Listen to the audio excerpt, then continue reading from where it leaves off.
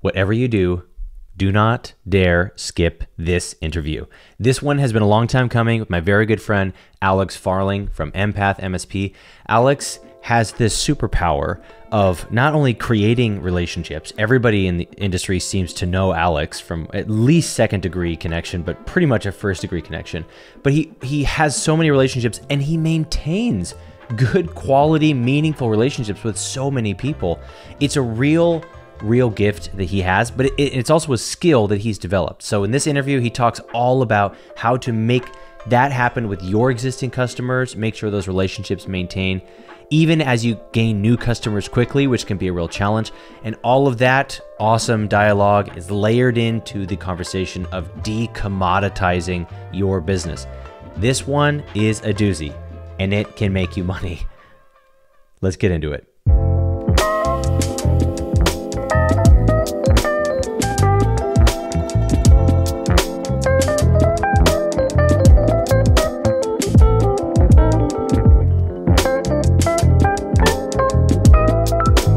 Alex Farling. Alec, thanks so much for being here, man.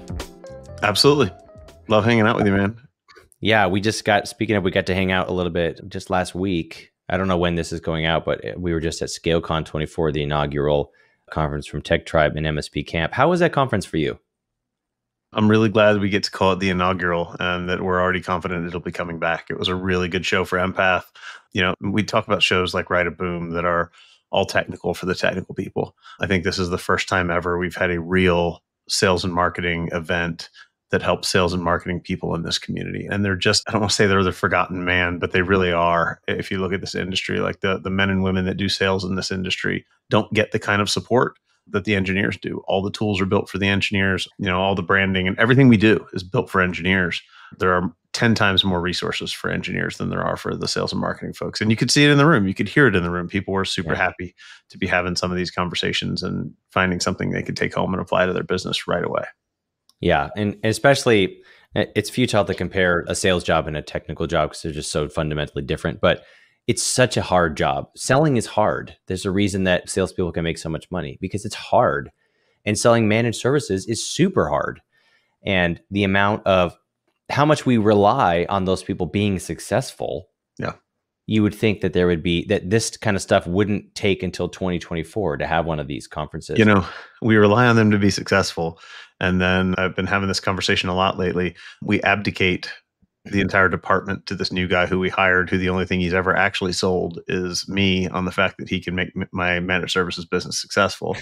And instead of delegating sales and holding someone accountable and putting them in a system and making them successful, we just abdicate it and push it out the door and go, best of luck, buddy. Let me know how it works out. And we haven't given them marketing, and we haven't given them lead generation, and we haven't given them even the tools to understand what makes our MSP different from everybody else. And let's be honest, this is a business where everybody starts to look like a commodity really, really quickly. Credit card in your pocket, everybody can buy the same tools.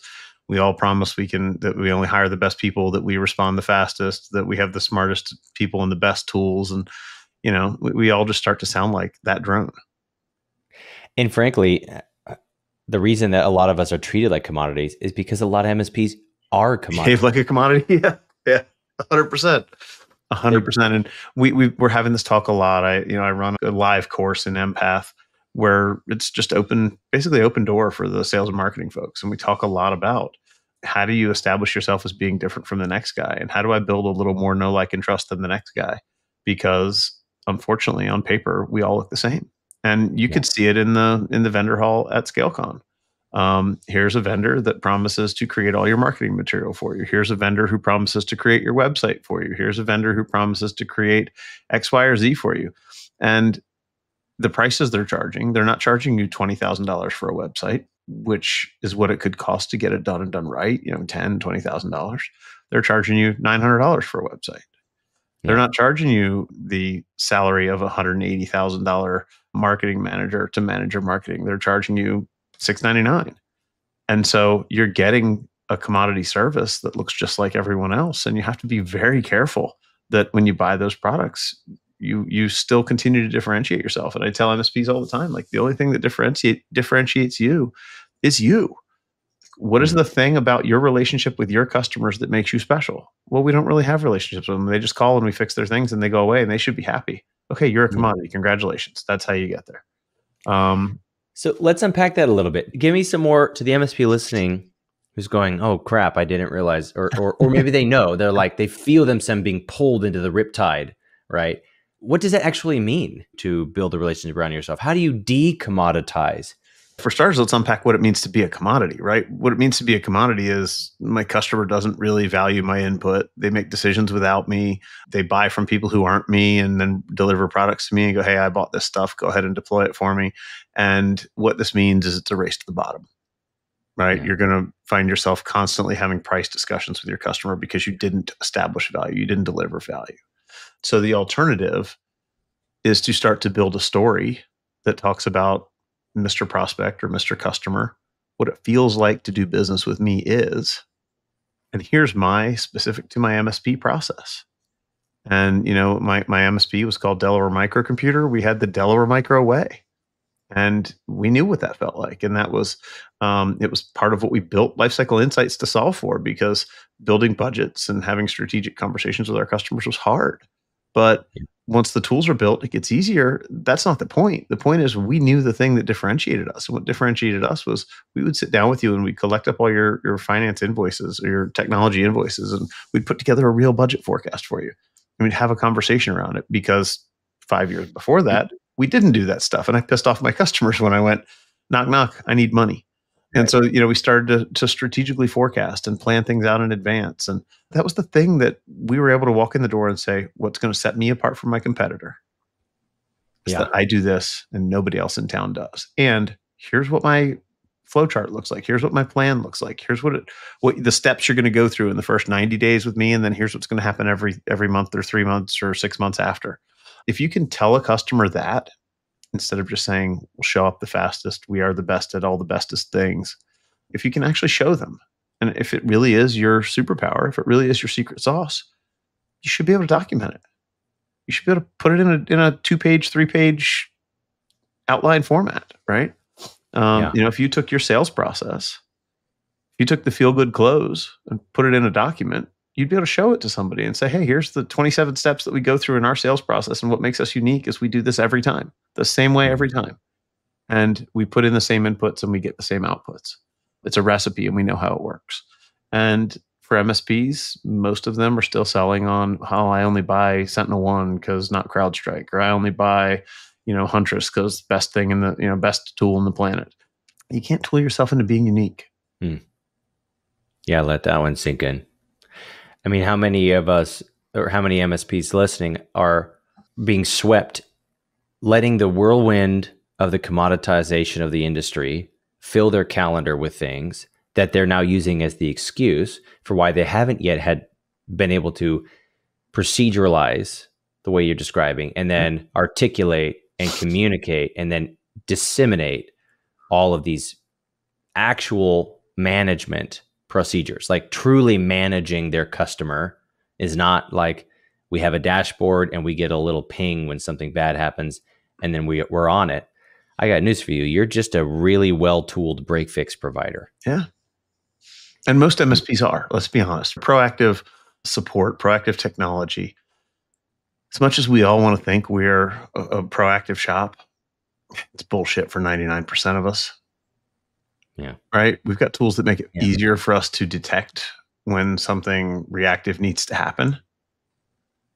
We do a few things proactively to shore things up and make sure that they're accurate, but 95% of what we do is reactive. And then we go, but we're proactive IT because we ran a disk cleanup last night. Yeah. None of that makes us proactive. Proactive is stopping things before they happen. You even take a Huntress or somebody like that. They're not proactive. They're reactive. They find something and they go execute on it and they go stop it. Great. That's awesome. It's what we need. It's cool. We should be excited about that. Reactive is not a bad word. We've just decided that somehow we could use the word proactive and it would make us sound smarter and better. When in reality, what most MSPs need is a good security posture and then the ability to react faster. And when we start to look at what differentiates us, it's that proactively we've taken the time to document who we are and what makes us different. And now we can articulate it to an end customer. And most MSPs are different in some way. Most of them are completely unaware of how they're different and why they're different, and haven't bothered to sit down and figure that out. And most of us would do well to go sit with our best customers, 5, 6, 7 of them, and just say, hey, if you had to shop for IT over again, would you have picked me and why?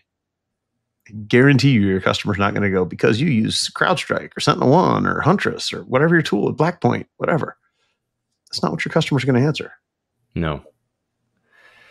Yeah, we have a full module on this called like building customer discovery interviews. Like sit down with your ideal customers and figure out why they're your ideal customers. The ones who behave the best, engage with you. Usually they pay you the highest per seat, and they pay on time, and they're the most pleasant, and they have the least tickets per user. Usually there's like a golden child, right? Yeah. And then you have a squeaky wheel who pays you the lowest per seat and is also the most difficult, doesn't pay on time. And then you need to put those two data points, because the truth is that it could just be that person, but it also could just be a fundamental, like a irreconcilable difference of needs. And they might be an ideal fit for another client or for another MSP, but you need to go in and figure out, why is this one so happy? Why is this one so unhappy? And then go work on your marketing to make sure that your marketing is not driving to you more of those squeaky wheels, right? Yeah. We did an exercise at ScaleCon and had folks plot their customers and plot them according to value and complexity. And this is something that we've been doing since the Lifecycle Insights days. And you start putting these dots on a graph. And now you can see this really, really non-complex customer that doesn't require a lot of touches, spends a lot of money with me. I should protect that account. This other account over here is super complex. They call me every Monday morning because the same thing's always broken and they won't spend the money to fix it. And they don't spend enough money with me per seat. And I'm probably losing money at that customer. Yeah. Now, I need to unpack that, not just for that customer, but for how did I get that customer? And am I bringing in more customers like that? Because what I want to fill the top of my funnel with is that not really complex customer who, when I drop in my solution, they see immediate results and immediate value. Yeah. And then they stay around for a long time and they're willing to pay a high seat price for the long time. And that's why we have to go back and talk to the customers who are doing that. And how do you figure out who to go talk to? Well, go look at your margins. Yeah. Go look at your customers that you're making 65, 70 points on. And go sit down with them and say, first, is everything okay? How we doing? We always forget that one. And then, if everything's all right, what made you pick us in the first place? And why do you continue to work with us? And hopefully they've been there a long time and they can say, well, we've had many opportunities to leave when you renewed the contract and raised rates and, went through the process, but we can't imagine anyone else does this one thing that's important to us as well as you do. It's not rocket science. It's not rocket science. It's really not. It's like one of my mentors used to say, it's not easy, it's simple. And man, that's so good. Yeah. If it's easy, it's not going to work probably when you're building a sales and marketing engine. If the thing you're doing is easy, it's probably not going to work. If it's really complicated, you probably intentionally obfuscated the path to success because you're intimidated or you're insecure about if you're even going the right direction. So you built a maze to make yourself feel busier. And that way you could feel more productive. Well, and we all, like this is going to take time, right? If we have to go talk to 6 of our best customers or 7 of our best customers, it's going to take time. We always find other things to do with our time. I've seen r/MSP, so I understand where MSPs spend their time. If we put down the phone, if we put down LinkedIn or Facebook or Reddit or whatever we're on, and just called a customer once a day for 2 weeks, we'd have all the homework done. We'd be able to check it off the list. Yeah. If we took 2 weeks and said, every week this week, I'm going to go to lunch outside the office with a customer and I'm going to get these questions answered, it'd be done. Yeah. It's not done because we haven't prioritized it. And that is one of the hardest pills to swallow as an MSP owner, is that I constantly prioritize the wrong things.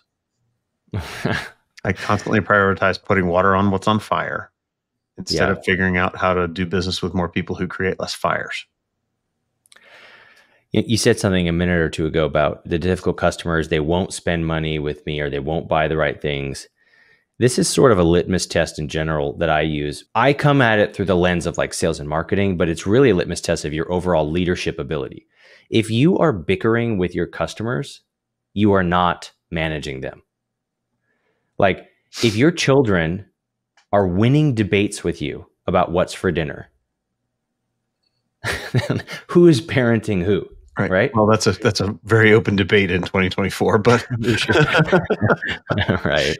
but yeah, to your point, like there are unmanageable customers, 1,000%. That is a thing. There are people who are just bad customers. Here's a news flash: half of your customers are not bad customers. Yeah.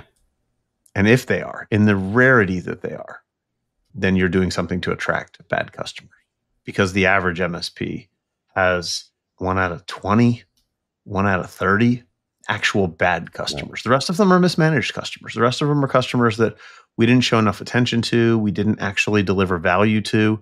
We didn't speak to them in their love language, whatever that may be. What we brought into the room and told them was going to be a valuable strategic conversation was not valuable to them. Now they go, hey man, thanks, Brian. I appreciate you calling me to schedule this meeting, but everything works fine. We don't need to meet. It's all good. And we take that and go, oh, my customer loves me. Everything's fine. We don't need to meet. And we go back to work and just assume that everything's okay. And it's 100% not. What that says is that our customer doesn't see value in an engagement with us and isn't going to give us their lunchtime or a phone call or a quarterly business review, whatever you want, whatever you're trying to schedule. Yeah. But the problem is most often that we don't understand where our value add is for that customer. And we're focused on nerdy gadgets and widget bits. And, they're focused on how does this make me $1 when this guy, Brian, just shows up to cost me more money every time. Yeah. I just fired my financial advisor. Well, I just restructured our relationship because we had quarterly meetings that was required to be like, in addition to their percentage of assets under management, every quarter I had a meeting with them. And it was very clear by the second one, this is a meeting for you to sell me more products. And we're thinly veiling it, thin veil of like, how's marriage going? Any vacation plans? And they're just trying to get me to talk about discretionary income, right? And then they go, yeah, well, blah, blah, blah. And all of a sudden I'm like, listen, I have to be candid with you. I know we already made a plan for what to do with my money. My money, until I make the next $100,000, we don't need to make any more decisions, right? So why am I meeting with you? And when they couldn't answer that question, it was like, okay, I'm going to stop paying $500 to be sold to, because that's what I was doing. And how many of our QBRs, honestly, are thinly veiled sales meetings? Now, you should be able to generate revenue from QBRs. Don't hear me saying that you shouldn't, but that's because that's the byproduct of naturally managing a client, right? Yep. But if it's obvious that you're here to go, here's the new threats, please fund me learning this new AI powered tool that I want to learn about, AKA let's make you more secure. Yep. And that sounds like exactly how I got into being an MSP in the first place, but that's a whole story for another time. I literally went to a customer and said, hey, it's 2008 and the world is upside down and the economy's crazy. And I know you want to cut costs. If you buy me this thing called Lab Tech, I'll figure it out and I won't have to roll a truck to all your customers and I can keep your costs down. Number one, worst way ever to become a managed services provider because you don't keep anybody's costs down, right? What do they promise you? Like, we'll replace a tier 1 engineer with a tool. And they did. They replaced a tier 1 engineer with a tier 3 engineer and a tool, because now I had to write all the automations to be proactive. Back to that wonderful thing. But really, we're letting a customer dictate how we run the business, right? We saw a shiny thing. Somebody gave us an opening, and now we're going outside of the thing that is our magic, our superpower, the thing that we do amazingly well, to go play with a neat toy for a customer. Yeah. And this is one of my beefs, my qualms with the way that the channel exists, is that so many sales conversations are being dictated by a tool vendor. Like your BCDR vendor should not be telling you how to sell managed services. That's my opinion. Okay. You're not wrong. Because they don't know how to sell managed services. Right. They know how to sell BCDR. Sometimes they don't even know how to sell that. And they're asking an MSP to sell it for them because they're not good at go-to-market. Yeah.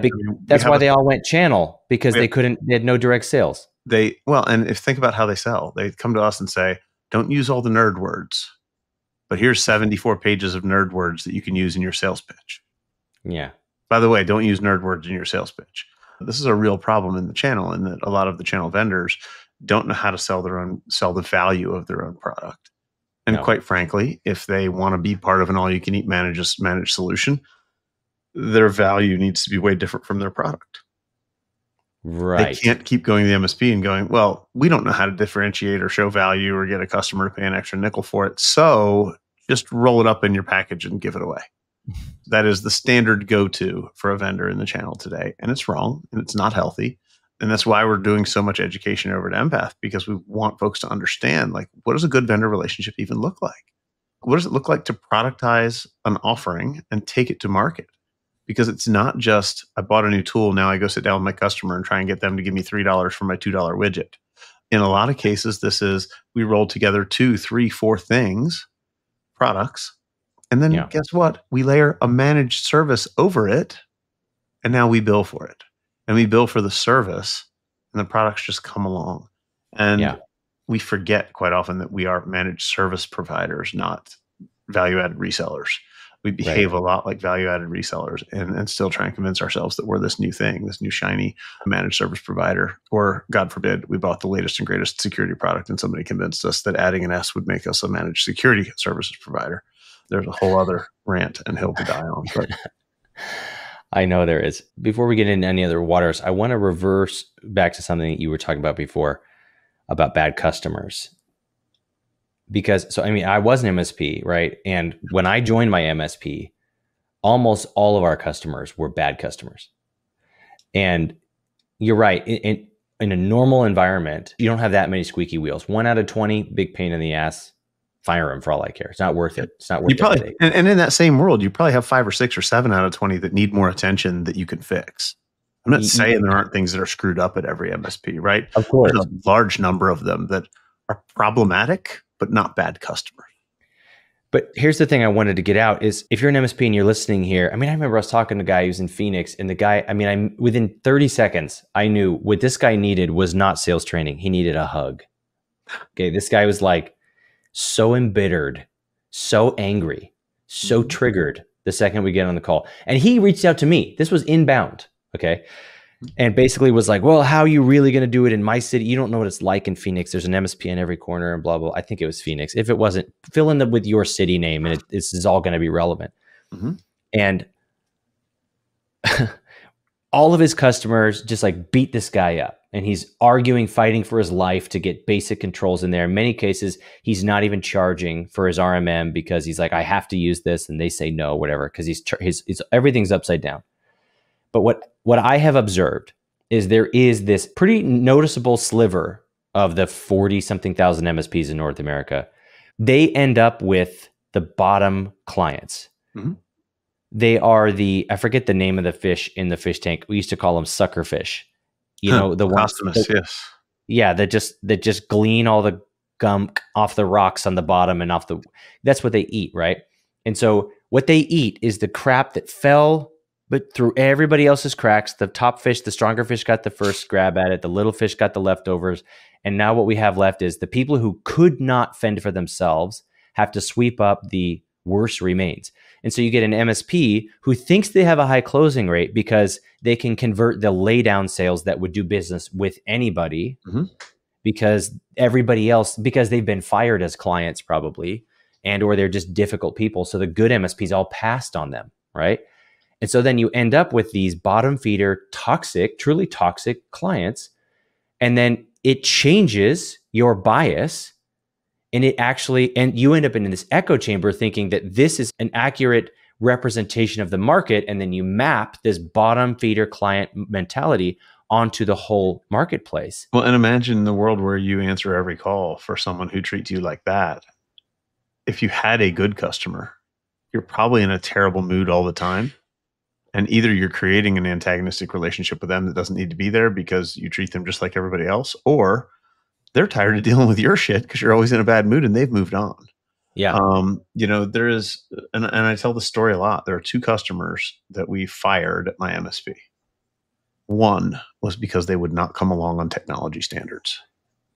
The second was because he was a raging asshole and he was mean to my people. He was a debt collector and he called and treated my people like the people that he called and asked for money every day. And that's not acceptable. So we don't do business with someone like that. The other one was just the one person who, try as we might, we could not get to come along on technology. But when I hear all these MSPs tell me, you don't know what it's like, you don't understand, you know, not in my market, whatever. I was in Dover, Delaware, 40,000 human beings in Dover, Delaware, and 10,000 of them are attached to the Dover Air Force Base, and another 5,000 work for the state. Not a big market. Mm-hmm. I stopped giving away local admin passwords in 2004. I didn't have Threat Locker. I didn't have Auto Elevate. I didn't have all the fancy tools.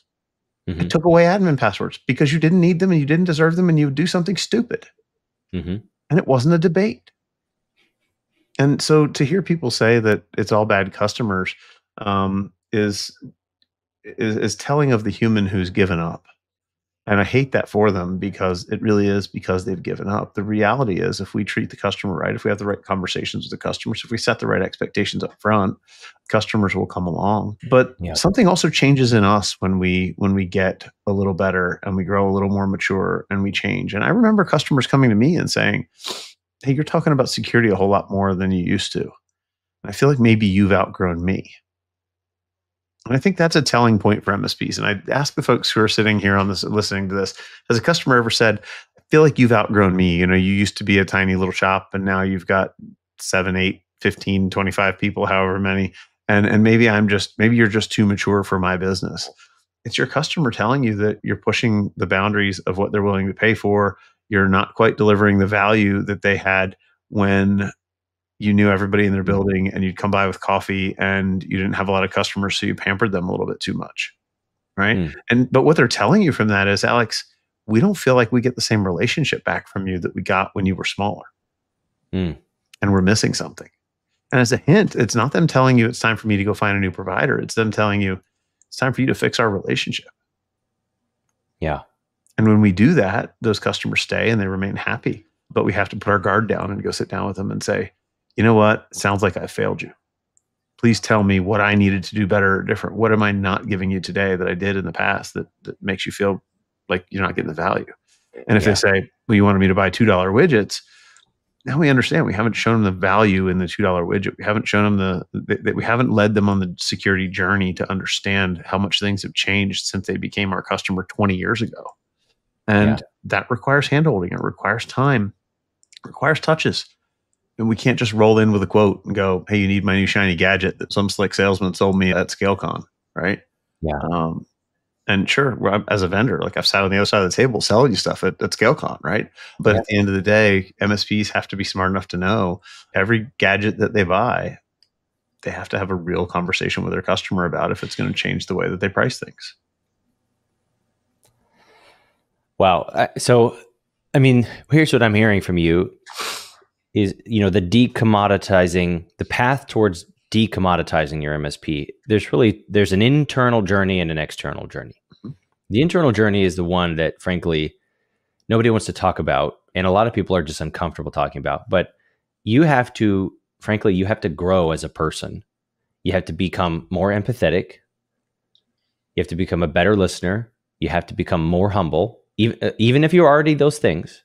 Like, there is no binary switch in your heart where you go from not empathetic to empathetic. All of this is this perpetual journey, right? Yep. But you have to grow in these areas. You have to be coachable from your clients. You have to listen really hard. You have to genuinely care. You also have to be you always have to be in IT. You have to be learning all the time. Otherwise, you can't make it in IT if you don't love learning, right? Nowadays, you're going to age out in 3 years if you stop learning, right? Yeah. And that's the part that is when people want to become a CEO, they think they're going to get control over their lifestyle, but they also think they're no longer going to have to be held accountable. Nobody would say it that way, but that's what I've observed is they think now that I'm the boss, everybody's going to laugh at all my jokes. My spouse is going to find me more attractive. I'm going to buy whatever I want, whenever I want, because I'll have total financial autonomy. But in reality, real leaders have to be more transparent, more with above reproach, at all times. Is, you know what I mean? Like, one, there's another side to that. Like, there's the EQ side of that. Like, your customer doesn't come to you and say, you're not giving me attention and I don't think you love me anymore. They say things like, you've grown up. Congratulations. I'm really proud of where you've taken your business since you were a 2-man shop and I was your 14th customer. But I think you've outgrown me. And that feels off-putting. We're going, we are kind of fancy now, and you don't like to buy my stuff. Yeah, you're probably the problem. Instead of, you might think it's a compliment when you hear it the first time. You might think, and I did the first time. I 100% did the first time. And so there's this level of EQ that has to go off and put the IQ in the back seat and say, my customer's trying to tell me something, and I need to make sure I heard what they actually said. Because it's very easy to go, I'm 27 years old. I'm the CEO of my 5-person business. And now I'm big and important and fancy and people should do what I say. And in reality, as the CEO, you're a leader. And leader implies that people follow you willingly and that you have created something that they want to march towards. They don't call CEOs dictators. They can be, but that is not how we want to behave. And so going into your customers and going, I'm taking away all your admin rights, suck it up, you're going to get over it. That is the rule signed by the dictator, and I'm out. That doesn't go over well. It creates animosity. Helping our customers understand that, a significant percentage of breaches happen because people have powers and credentials that they shouldn't, and that we're really protecting them from themselves, including taking away the CEO's credentials, is part of the game. And it's part of helping them understand that we do it for their good, not for ours. Yeah. But you're right. It's a twofold change. It's a change internally, and that's the big one. Yeah. Externally is just being able to tell the story. Yeah. I apologize for how dumb this question is, but give us a synopsis here. I mean, for those who they didn't take notes early enough and now they've pulled over because this got so profound and they want this to wash over them. On the external side, the practical piece of decommoditizing, or if maybe you're stuck on the fence and you feel yourself getting pulled into the commoditization route of the channel.